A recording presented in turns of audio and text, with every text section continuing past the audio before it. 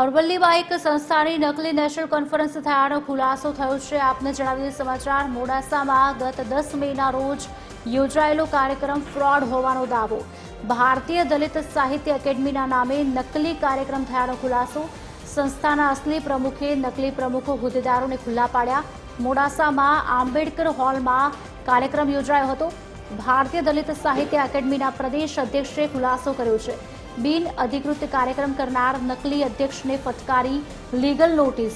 Mahendra પંડ્યાને north ગુજરાતના હોદ્દા પરથી દૂર કરાયા છે। બિન અધિકૃત રીતે પ્રદેશ અધ્યક્ષની સંમતિ વિના નેશનલ કોન્ફરન્સનો કાર્યક્રમ યોજ્યો હતો। કાર્યક્રમમાં રાજ્ય કક્ષાના મંત્રી ધારાસભ્યો સહિત મહાનુભાવો પણ જોડાયા હતા। આ કાર્યક્રમને આપણે કોઈ પણ પરમિશન આપવામાં આવેલ નથી અને આ કાર્યક્રમ એમને ખોટી રીતે કોઈ પણ રીતે ખોટો હોદ્દાનો દુરુપયોગ, ફ્રોડ, વિશ્વાસઘાત કે ગમે તે આશયથી કરવામાં આવેલો છે। એના આશયથી એમને જાણી અને ભાઈ શ્રી મહેન્દ્ર પંડ્યાને તાત્કાલિક અસરથી સસ્પેન્ડ કર્યા છે। બાકીના 2 મહાનુભાવો કે જેઓ અગાઉ પણ સસ્પેન્ડ થઈ ચૂકેલા છે, એમની પાસે અત્યારે કોઈ નોમિનેશન લેટર નથી, તેનો પણ એમને પત્રિકામાં દુરુપયોગ કરેલો છે।